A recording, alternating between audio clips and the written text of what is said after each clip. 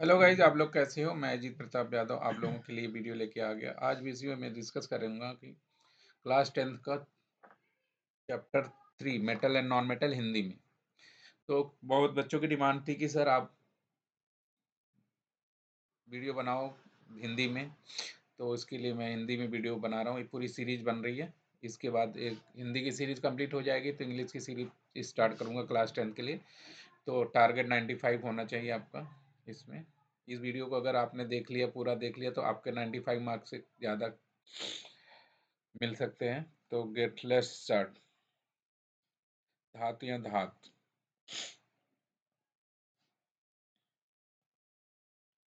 धातु या अधात, मेटल एंड नॉन मेटल्स का क्वेश्चन लूंगा। इसमें 100 क्वेश्चन लूंगा, 100 क्वेश्चन।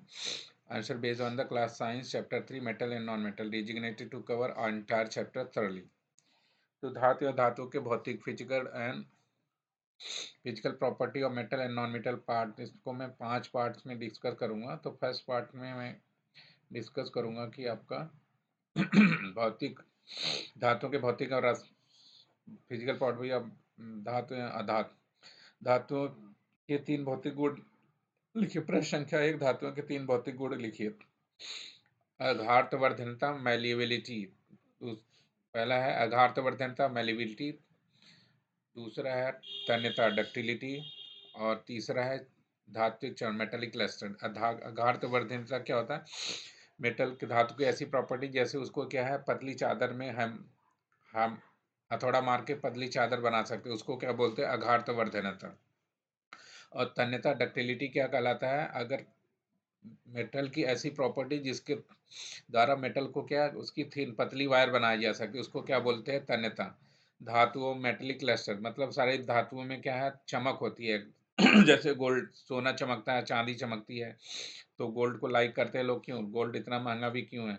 क्योंकि गोल्ड को क्या है, लोग उसमें मेटालिक क्लस्टर होता है, उसको पहनने के लोग अच्छा लगता है, और उसमें शाइनिंग होती है, इसलिए वो लोग गोल्ड को, जो गोल्ड और सिल्वर को की ज्वेलरी बनाई जाती है और लोग उसको बहुत ज़्यादा लाइक करते हैं।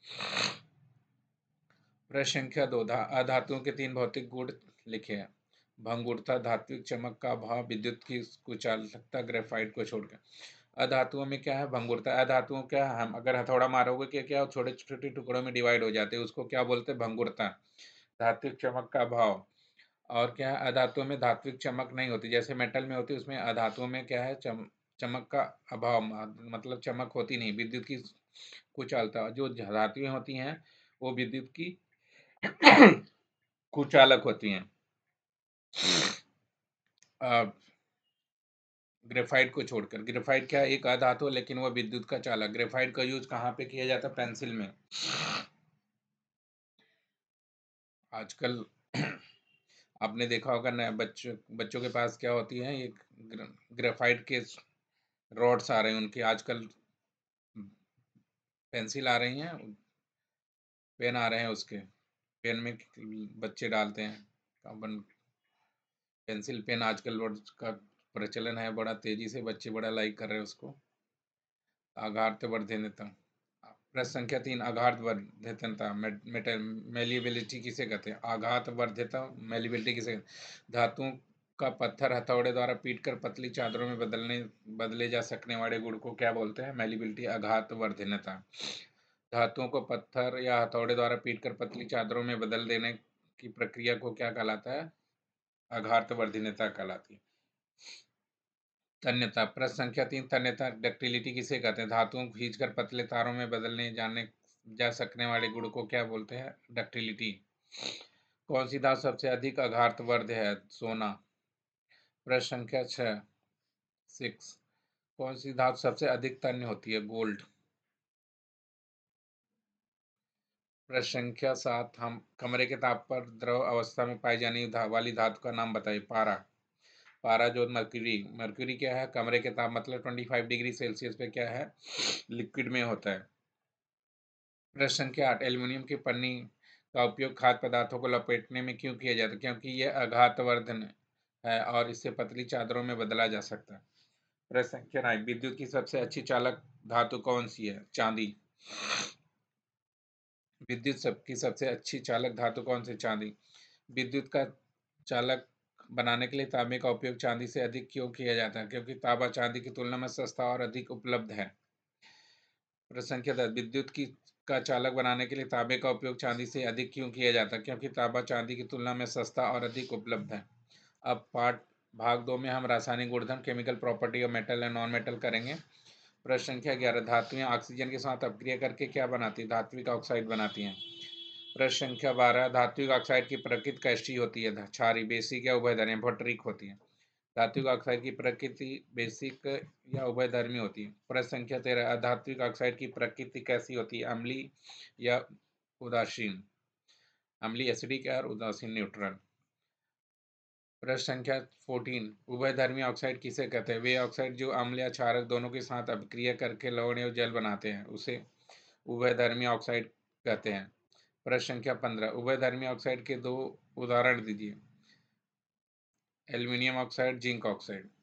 उभयधर्मी ऑक्साइड के दो उदाहरण दीजिए, एल्यूमिनियम ऑक्साइड और जिंक ऑक्साइड। प्रश्न संख्या 16, सोडियम को केरोसिन में क्यों डुबोकर रखा जाता है? क्योंकि यह वायु की ऑक्सीजन और नमी के साथ बहुत तेजी से अभिक्रिया करता है, इसलिए सोडियम को केरोसिन में डुबोकर रखा जाता है। प्रश्न संख्या 17, तांबे के बर्तनों पर हरे रंग की परत क्यों चढ़ जाती है? Copper carbonate basic copper carbonate की वजह से, CuCO3 CuOH वोल्टेज की परत के कारण। प्रश्न संख्या 18, लोहे पर जंग लगने की प्रक्रिया को क्या करते हैं? संक्षारण, कोरोजन कहते हैं। लोहे पर जंग लगने की प्रक्रिया को कोरोजन, संक्षारण कहते हैं। प्रश्न संख्या 19, जंग लगने के लिए आवश्यक दो चीजें क्या है? ऑक्सीजन और नमी। जंग लगने के लिए आवश्यक दो चीजें क्या है? ऑक्सीजन और नमी। प्रश्न संख्या 20, एनोड एनोडीकरण, एनोडाइजेशन क्या है? एल्युमिनियम की वस्तु पर ऑक्साइड की मोटी परत चढ़ाने की प्रक्रिया को एनोडाइजेशन कहते हैं। भाग 3 में हम पहुंच गए, धातुएं, अमेटल एंड एसिड। प्रश्न संख्या 20, धातु तन अम्लों के साथ अपक्रिया करके कौन सी गैस उत्पन्न करती है? हाइड्रोजन गैस उत्पन्न करती है। धातुओं तन अम्लों के साथ अपक्रिया करके हाइड्रोजन गैस उत्पन्न करती हैं। प्रश्न संख्या 20, कॉपर तन HCl के साथ अपक्रिया क्यों नहीं करता? क्योंकि यह हाइड्रोजन से कम अपक्रियाशील है। कॉपर तन HCl के साथ अपक्रिया क्यों नहीं करता है? क्योंकि यह हाइड्रोजन से कम अभिक्रियाशील है। प्रश्न संख्या 20, जिंक और तन सल्फ्यूरिक अम्ल की अपक्रिया का समीकरण। जिंक प्लस H2SO4 से बनता है जिंक सल्फेट प्लस हाइड्रोजन। प्रश्न संख्या 24, मैग्नीशियम और हाइड्रोक्लोरिक अम्ल की अपक्रिया का समीकरण लिखिए। Mg plus 2HCl MgCl2 plus hydrogen. प्रश्न संख्या 25, नाइट्रिक अम्ल के साथ अपक्रिया करने पर अधिकांश वस्तुएं हाइड्रोजन गैस क्यों नहीं देती हैं? क्योंकि नाइट्रिक अम्ल एक प्रबल ऑक्सीकारक है, यह उत्पन्न हाइड्रोजन को ऑक्सीकृत करके जल में बदल देता है। नाइट्रिक अम्ल एक प्रबल ऑक्सीकारक है, यह उत्पन्न हाइड्रोजन को ऑक्सीकृत करके जल में बदल देता है। प्रश्न संख्या 26, नाइट्रिक अम्ल के साथ मैग्नीशियम और मैंगनीज की अपक्रिया से कौन सी गैस निकलती है? Hydrogen gas. प्रश्न संख्या 27, रिएक्टिविटी सीरीज क्या है? धातुओं को उनकी अपक्रियाशीलता के घटते क्रम में व्यवस्थित करना रिएक्टिविटी सीरीज कहलाता है। प्रश्न संख्या 27, अपक्रियाशीलता श्रेणी रिएक्टिविटी सीरीज क्या है? धातुओं को उनकी अपक्रियाशीलता के घटते क्रम में व्यवस्थित करना। प्रश्न संख्या 28, अपक्रियाशीलता श्रेणी में सबसे ऊपर कौन सी धातु है? पोटेशियम। प्रश्न संख्या 29, अपक्रियाशीलता श्रेणी में सबसे नीचे कौन सी धातु है? सोना, गोल्ड। प्रश्न संख्या 30, कौन सी धातुएं हाइड्रोजन से अधिक अपक्रियाशील होती हैं? Potassium, sodium, calcium, magnesium, aluminium, zinc, iron, tin, lead. Hydrogen से ऊपर वाली धातुएं। प्रश्न संख्या भाग 4, धातुएं एवं क्षारक, मेटल एंड बेसिस। अब हम भाग 4 में आ गए हैं, धातुएं क्षारक। प्रश्न संख्या 31, कौन सी धातुएं क्षारक के साथ अपक्रिया करके हाइड्रोजन गैस देती हैं? जिंक, एल्यूमिनियम, टीन आदि उभयधर्मी धातुएं। प्रश्न संख्या 32, जिंक और सोडियम हाइड्रोक्साइड की अपक्रिया का समीकरण लिखिए। Zinc Zn plus NaOH, sodium zincate Na2ZnO2, sorry. प्रश्न संख्या 33, एल्यूमिनियम और सोडियम हाइड्रोक्साइड की अपक्रिया का समीकरण लिखिए। Al plus NaOH, 2H2O plus NaAlO2 plus hydrogen. प्रश्न संख्या 32, उभयधर्मी और धातु एम्फोटेरिक मेटल किसे कहते हैं? वे धातु जो अम्ल क्षारक दोनों के साथ अपक्रिया करके हाइड्रोजन गैस देती है उसे उभयधर्मी मेटल कहा जाता है, जैसे एल्युमिनियम एंड जिंक। उभयधर्मी धातु के दो उदाहरण दीजिए। जिंक और एल्युमिनियम उभयधर्मी मेटल्स हैं। उभयधर्मी मेटल्स हैं, एम्फोटेरिक मेटल। अब भाग 5, डिस्प्लेसमेंट रिएक्शन। विस्थापन अपक्रिया किसे कहते हैं? वह अपक्रिया जिसमें एक अधिक अभिक्रियाशील तत्व कम अभिक्रियाशील तत्व को उसके यौगिक के विलयन से विस्थापित कर देता है। Fe plus CuSO4 FeSO4 plus copper किसी इस प्रकार की अपक्रिया विस्थापन अपक्रिया। प्रश्न संख्या 38, क्या कॉपर फेरस सल्फेट विलयन से आयरन को विस्थापित कर सकता है? क्यों नहीं? क्योंकि कॉपर आयरन से कम क्रियाशील है, इसलिए copper iron ferrous sulphate iron को क्या विस्थापित नहीं कर पाएगा। प्रश्न संख्या 39, जिंक, क्या जिंक मैग्नीशियम विलयन से मैग्नीशियम को विस्थापित कर सकता है? क्यों नहीं? क्योंकि जिंक मैग्नीशियम से कम क्रियाशील है। प्रश्न संख्या 40, सिल्वर क्लोराइड प्लस कॉपर, यह क्या यह अपक्रिया संभव है? नहीं, सिल्वर कॉपर से कम अभिक्रियाशील है। अब हम भाग 6 में आगे, धातु निष्कर्षण के सिद्धांत, प्रिंसिपल ऑफ मेटल एक्सकर्शन। पृथ्वी की भूपटल में सबसे अधिक मात्रा में पाई जाने धातु कौन सी है? एल्यूमिनियम। पृथ्वी की भूपटल में सबसे अधिक मात्रा में पाई जाने वाली धातु कौन सी है? भूपटल मतलब अर्थ क्रस्ट। पृथ्वी के अर्थ क्रस्ट में सबसे अधिक मात्रा में पाई जाने वाली धातु है एल्यूमिनियम। प्रश्न संख्या 42, पृथ्वी की भूपटल में सबसे अधिक मात्रा में पाया जाने वाला कौन सा तत्व कौन सा है? ऑक्सीजन। प्रश्न संख्या 43, खनिज किसे कहते हैं? प्राकृतिक रूप से पाए जाने वाले पदार्थ जिनसे धातुओं का निष्कर्षण लाभकारी ढंग से किया जा सकता है उसे खनिज कहते हैं। प्रश्न संख्या 43, खनिज मिनरल किसे कहते हैं? प्राकृतिक रूप से पाए जाने वाले वे पदार्थ जिनसे धातुओं का निष्कर्षण लाभकारी ढंग से किया जा सकता है उसे खनिज मिनरल कहते हैं। प्रश्न संख्या 44, अयस्क और किसे कहते हैं? वे खनिज जिनसे धातु का निष्कर्षण आसानी से और कम खर्च में किया जा सकता है उसे अयस्क कहते हैं। वे खनिज जिनसे धातु का निष्कर्षण आसानी और कम खर्च में किया जा सकता है उसे और कहते हैं। प्रश्न संख्या 45, गैंग या मैट्रिक्स किसे कहते हैं? अयस्क में उपस्थित अशुद्धियां, रेत, चट्टान के टुकड़े आदि। प्रश्न संख्या 46, धातु निष्कर्षण के मुख्य चरण कौन कौन से हैं? अयस्क का सांद्रण, पहला अयस्क का सांद्रण, दूसरा ऑक्साइड में परिवर्तन, धातु का अपचयन, चौथा शुद्धिकरण। ये धातु के निष्कर्षण के प्रमुख 4 चरण हैं। धातु निष्कर्षण के प्रमुख मुख्य चरण कौन से हैं? अयस्क का सांद्रण, concentration of the ore, change the ore into oxide और, धातु का अपचयन, रिडक्शन ऑफ मेटल एंड, चौथा शुद्धिकरण। प्रश्न संख्या 47, निष्क्रिय धातु नोबल गैस किसे कहते हैं? वे धातुएं जो प्रकृति में मुक्त अवस्था में पाई जाती हैं जैसे सोना, चांदी, प्लेटिनम, ये निष्क्रिय नोबल मेटल कहा जाता है।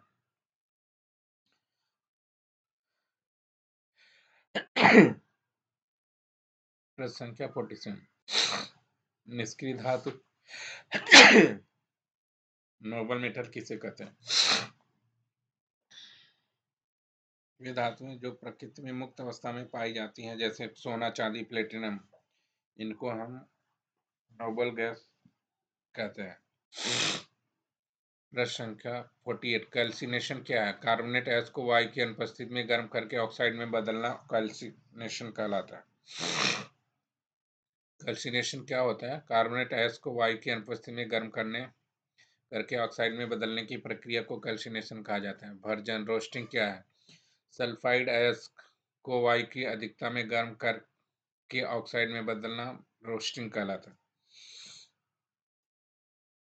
प्रश्न संख्या 50, निस्तापन, रोस्टिंग और भर्जन में क्या अंतर है? निस्तापन वायु की उपस्थिति में किया जाता है जबकि भर्जन वायु की अनुपस्थिति में होती है। निस्तापन वायु की उपस्थिति में किया जाता है जबकि भर्जन वायु की अनुपस्थिति में किया जाता है। प्रश्न संख्या 7, धातु निष्कर्षण की विधि है, मेथड ऑफ मेटल एक्सट्रैक्शन। प्रश्न संख्या 51, अयस्क के सांद्रण को भौतिक विधि का नाम बताइए। ग्रेविटी सेपरेशन, गुरुत्व पृथक्करण। अयस्क के सांद्रण की भौतिक विधि का नाम बताइए। गुरुत्व पृथक्करण, ग्रेविटी सेपरेशन। प्रश्न संख्या 52, फेन फ्लवन विधि, फोर्थ फोर्थ फ्लोटेशन प्रोसेस किस प्रकार के अयस्क के लिए उपयोग की जाती है? सल्फाइड अयस्क के लिए।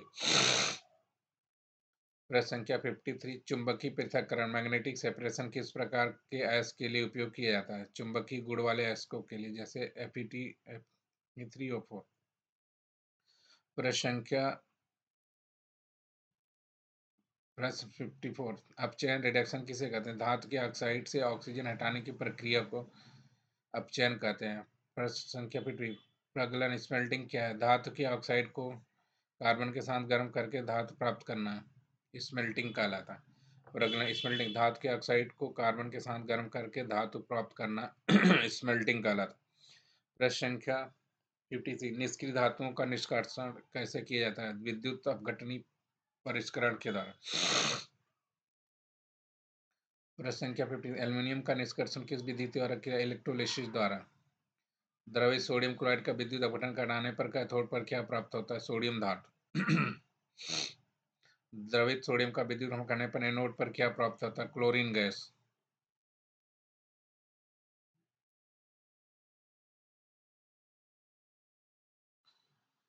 थर्माइट रिएक्शन क्या है? आयरन ऑक्साइड का एल्यूमिनियम द्वारा अपचयन। प्रश्न भाग 8 में हम पर है संचारण और संरक्षण, कोरोजन एंड प्रिवेंशन। प्रश्न संख्या 61, संक्षारण कोरोजन किसे कहते हैं? धातुओं का वायु, नमी या अम्लों की उपस्थिति में धीरे धीरे नष्ट होना संक्षारण कहलाता है। धातुओं का वायु या नमी या अम्लों की उपस्थिति में धीरे धीरे नष्ट होना संक्षारण कहलाता है। प्रश्न संख्या 62, लोहे पर जंग लगने का रासायनिक सूत्र क्या है? Fe2O3 hydrated iron oxide. तांबे पर संक्षारण से क्या बनता है? Copper carbonate, CuCO3 CuOH voltage. पर संख्या चांदी पर संक्षारण से क्या बनता है? सिल्वर सल्फाइड की काली परत। चांदी पर संक्षारण से क्या बनता है? सिल्वर सल्फाइड की काली परत। प्रश्न संख्या 65, संक्षारण को रोकने की 3 विधियां बताइए। पेंट करना, गैल्वेनाइजेशन, विद्युत लेपन, इलेक्ट्रोप्लेटिंग। संक्षारण को रोकने के लिए 3 विधियां हैं: पेंट करना, गैल्वेनाइजेशन करना और विद्युत इलेक्ट्रोप्लेटिंग करना। प्रश्न संख्या 66, गैल्वेनाइजेशन क्या है? लोहे की वस्तुओं पर जिंक की परत चढ़ाने की प्रक्रिया को गैल्वेनाइजेशन कहते हैं। प्रश्न संख्या 66, गैल्वेनाइजेशन क्या है? लोहे की वस्तुओं पर जिंक की परत चढ़ाने की प्रक्रिया को गैल्वेनाइजेशन कहते हैं। प्रश्न संख्या 67, मिश्र धातु एलॉय किसे कहते हैं? दो या दो से अधिक धातुओं का समांगी मिश्रण मिश्र धातु कहलाता है। मिश्र धातु किसे कहते हैं? दो या दो से अधिक पदार्थों का समांगी मिश्रण मिश्र धातु कहलाता है। प्रश्न संख्या 68, मिश्र धातु बनाने के 2 कारण बताइए। संक्षारण रोकना, धातु की कठोरता को बढ़ाना। मिश्र धातु बनाने के 2 कारण बताइए। संक्षारण रोकना, धातु की कठोरता को बढ़ाना। प्रश्न संख्या 69, पीतल ब्रास किन धातुओं से मिश्र धातु है? कॉपर और जिंक। कांसा ब्रॉन्ज किन धातुओं से मिलकर? कॉपर और टीन। अब भाग 9, महत्वपूर्ण यौगिक के उपयोग, इंपॉर्टेंट कंपाउंड एंड यूजेस। प्रश्न संख्या 71, पीतल के 2 उपयोग लिखिए। बर्तन बनाने में, मूर्तियां बनाने में किया जाता है। प्रश्न संख्या 72, कांसा के 2 उपयोग लिखिए। सिक्के बनाने में, दूसरा मूर्तियां बनाने में। प्रश्न संख्या 70, स्टेनलेस स्टील किन धातुओं की मिश्र धातु है? आयरन, क्रोमियम, निकल। स्टेनलेस स्टील किन धातुओं की मिश्र धातु है? आयरन, क्रोमियम और निकल। प्रश्न संख्या 74, शोल्डर किन धातुओं की मिश्र धातु है? टीन और लेड, सीसा। टीन और सीसा की मिश्र धातु है सोल्डर। शोल्डर किन धातुओं का मिश्र धातु है? टीन और लेड। शोल्डर का गलनांक कम क्यों होता है? क्योंकि यह टीन और शीशे की मिश्र धातु है जिसका गलनांक अवयवी धातुओं से कम होता है। प्रश्न संख्या 76, अमलगम किसे कहते हैं? पारा और किसी अन्य धातु की मिश्र धातु को अमलगम कहते हैं। विद्युत लेपन इलेक्ट्रोप्लेटिंग क्या है? एक धातु पर दूसरी धातु के परत चढ़ाने की प्रक्रिया को विद्युत रासायनिक प्रक्रिया को इलेक्ट्रोप्लेटिंग कहा जाता है। एक धातु पर दूसरी धातु की परत चढ़ाने की प्रक्रिया को इलेक्ट्रोप्लेटिंग कहा जाता है। प्रश्न संख्या 17, विद्युत लेपन में उस वस्तु को किस इलेक्ट्रोड से जोड़ा जाता है?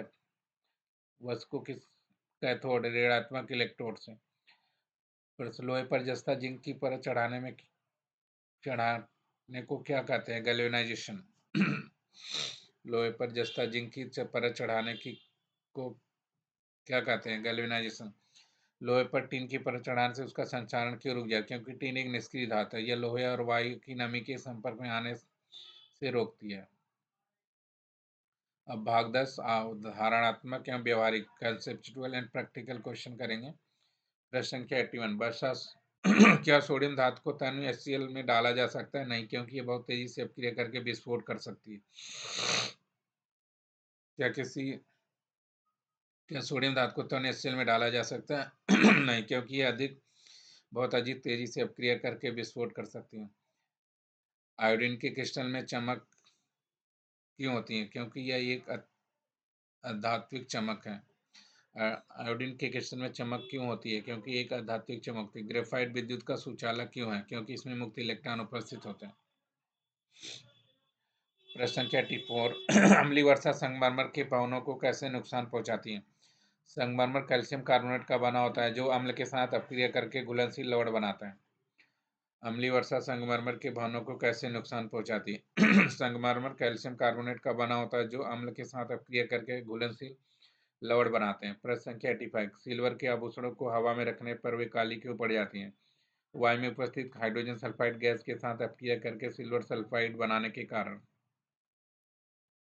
प्रश्न संख्या 86, नाइट्रिक अम्ल को कांच की बोतल के बजाय भूरे रंग की बोतल में क्यों रखा जाता है? क्योंकि यह प्रकाश की उपस्थिति में वियोजित हो जाती है। सोडियम धातु को मिट्टी के तेल में क्यों रखा जाता है? क्योंकि यह वायु और नमी के साथ बहुत तेजी से अपक्रिया करता है। प्रश्न संख्या 88, लोहे की कील कॉपर सल्फेट के विलयन में डालने पर भूरी क्यों हो जाती है? क्योंकि लोहा कॉपर सल्फेट विलयन से विस्थापित कर देता है और कॉपर की परत चढ़ जाती है। लोहे की कील कॉपर सल्फेट के विलयन में डालने पर भूरी क्यों हो जाती है? क्योंकि लोहा कॉपर सल्फेट में के विलयन से विस्थापित कर देता है और कॉपर की परत चढ़ जाती है। प्रश्न संख्या 89, जिंक और एल्यूमिनियम को अम्ल में डालने से पहले उन्हें साफ क्यों किया जाता है? उनकी सतह पर बनी ऑक्साइड की परत को हटाने के लिए। प्रश्न संख्या 90, क्या होता है जब मैग्नीशियम रिबन को वायु में जलाया जाता है? यह चमकदार सफेद लौ के साथ जलकर मैग्नीशियम ऑक्साइड बनाता है। प्रश्न संख्या 91, क्या होता है जब कॉपर पाउडर को वायु में गर्म किया जाता है? यह काला कॉपर ऑक्साइड बनाता है। प्रश्न संख्या 92, क्या होता है जब जिंक कार्बोनेट को गर्म किया जाता है? यह जिंक ऑक्साइड और कार्बन डाइऑक्साइड गैस देता है। प्रश्न संख्या 93, क्या होता है जब सोडियम हाइड्रोजन कार्बोनेट को गर्म किया जाता है? प्रश्न संख्या 93, क्या होता है जब सोडियम हाइड्रोजन कार्बोनेट को गर्म किया जाता है? यह सोडियम कार्बोनेट जल और कार्बन डाइऑक्साइड गैस देता है। प्रश्न संख्या 94, क्या होता है जब बेरियम क्लोराइड और पोटेशियम सल्फेट के विलयन मिलाए जाते हैं? बेरियम सल्फेट का सफेद अवक्षेप बनता है। प्रश्न संख्या 95, क्या होता है जब सिल्वर नाइट्रेट और सोडियम क्लोराइड के विलयन मिलाए जाते हैं? सिल्वर क्लोराइड का सफेद अवक्षेप बनता है। प्रश्न संख्या 96, क्या होता है जब लेड नाइट्रेट और पोटेशियम आयोडाइड के विलयन मिलाए जाते हैं? लेड आयोडाइड का पीला अवक्षेप बनता है। प्रश्न संख्या 96, क्या होता है जब कॉपर सल्फेट के विलयन के क्रिस्टल को गर्म किया जाता है? यह नीला रंग खो देता है और सफेद पाउडर में बदल जाता है। प्रश्न संख्या 90, क्या होता है जब कॉपर सल्फेट के क्रिस्टल को गर्म किया जाता है? यह नीला रंग खो देता है और सफेद पाउडर में बदल जाता है। प्रश्न संख्या 98, क्या होता है जब जिंक ग्रेन्यूल को सोडियम हाइड्रोक्साइड के विलयन में जाता है? हाइड्रोजन गैस उत्सर्जित होती है। प्रश्न संख्या 99, क्या होता है जब आयरन के बुरादे को कॉपर सल्फेट के विलयन में डाला जाता है? विलयन का नीला रंग फीका पड़ जाता है और कॉपर की लाल परत भूरी परत जमा हो जाती है। प्रश्न संख्या 100, थर्मिट अपक्रिया का उपयोग कहाँ किया जाता है? रेल के पैटर्न को जोड़ों को जोड़ने तथा मशीनों के टूटे हुए भागों को जोड़ने में। तो गाइज ये 100 क्वेश्चन हमने कर लिया। तो अगर ये वीडियो आपको अच्छी लगे तो प्लीज़ लाइक एंड सब्सक्राइब ज़रूर करें। जय हिंद, जय भारत।